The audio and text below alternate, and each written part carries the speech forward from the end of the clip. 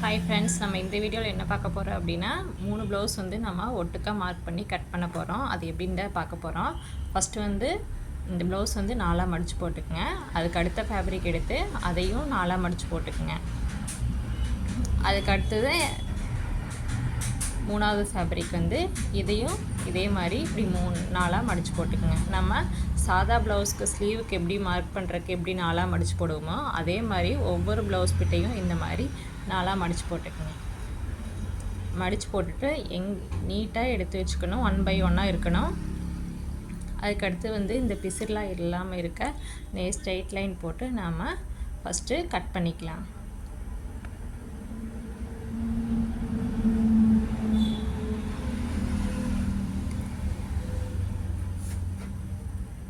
இது வந்து சாதா ப்ளவுஸ் தான். நான் எம்மிங் தான் பண்ண போகிறேன். அதுக்காக ஒரு 1.5 இன்ச்சு விட்டு தான் நான் மார்க் பண்ண போகிறேன். இது எம்மிங்காக 1.5 இன்ச்சு வந்து நம்ம மார்க் பண்ணி ஒரு ஸ்ட்ரைட் லைன் வரைஞ்சாச்சு. அதுக்கடுத்து வந்து அளவு ப்ளவுஸை பேக் சைட் பீஸ் எடுத்து தான் நம்ம மார்க் பண்ண போகிறோம். ஃபஸ்ட்டு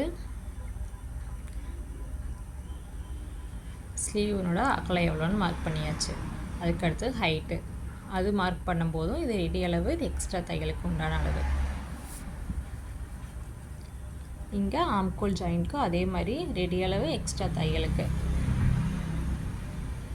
அடுத்து மிட் பாயிண்ட் அளவும் நம்ம எடுத்துக்கலாம். அளவு ப்ளவுஸ் இருக்கிற அளவையே அவ்வளோதான். அடுத்து நம்ம கர்வ் மாதிரி ரெடி அளவையும் நம்ம கர்வ் மாதிரி ட்ரா பண்ணிக்கலாம். அது எக்ஸ்ட்ரா தையலுக்கான அளவு.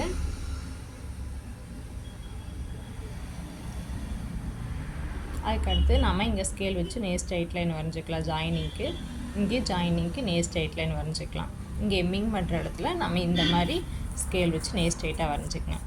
அவ்வளோதான். அடுத்து ஃப்ரண்ட் சைடு வந்து நம்ம உள்ளே ஒரு 1/4 இன்ச்சு 1/2 இன்ச் வந்து உள்ளே குடஞ்சி வெட்டுவோம். அதுக்கும் நான் இதுக்கு அளவு ப்ளவுஸில் என்ன அளவோ அதை வச்சு தான் நம்ம எடுக்க போகிறேன். அதுக்கு அளவு ப்ளவுஸ் இந்த மாதிரி மார்க் பண்ண இடத்துல இருக்கிற மாதிரி பார்த்து அதுக்கப்புறம் மிட் பாயிண்ட் எடுத்து இந்த மாதிரி நீங்கள் மார்க் பண்ணிக்கங்க. மார்க் பண்ணிவிட்டு ரெடி அளவும் இந்த மாதிரி கர்வ் மாதிரி ட்ரா பண்ணிக்கலாம். அதுக்கடுத்தது எக்ஸ்ட்ரா தையலுக்கான அளவு. அவ்வளோதான். நம்ம இப்போ வந்து ஸ்லீவுக்கு உண்டான மார்க்கிங் எல்லாமே போட்டாச்சு.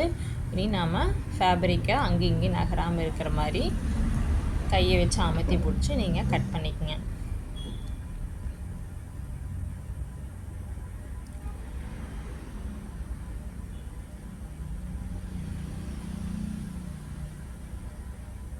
அதுக்கடுத்தது நாம் மேல் ப்ளவுஸில் மட்டும்தான் மார்க்கிங் இருக்கும். அதனால கீழே இருக்கிற ஃபேப்ரிக்லாம் மார்க்கிங் இருக்காது. அதனால நம்ம தேவையான இடத்துல எல்லாம் சிசர் கட் கொடுத்துக்கலாம். அடுத்து ஃப்ரண்ட் சைடு வந்து ஒரு 1/4 இன்ச் வந்து உள்ளே குடஞ்சி வெட்டுறதுக்காக ப்ளவுஸ் எல்லாமே நம்ம ஓப்பன் பண்ணி தான் இப்படி 2ஆக ஓப்பன் பண்ணி விரித்து போட்டு தான் நம்ம கட் பண்ணோம். இந்த விரித்து போட்டு கட் பண்ணுறதும் எது வந்து ஃப்ரண்ட் சைடு பேக் சைடுன்னு பார்த்து வைக்கணும். இந்த மாதிரி அரேஞ்ச் பண்ணி வச்சுக்கோங்க.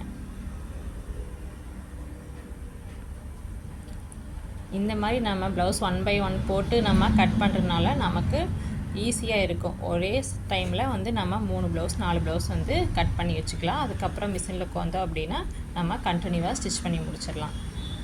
அடுத்து ஃப்ரண்ட் சைடு வந்து நம்ம 1/4 இன்ச்சு உள்ளே குடஞ்சி வெட்டுறதுக்கு இந்த மாதிரி சேஃபில் நீங்கள் கட் பண்ணிக்கோங்க. அவ்வளோதான். நம்ம வந்து இப்போ வந்து 3 ஸ்லீவ் வந்து நம்ம கட் பண்ணியாச்சு.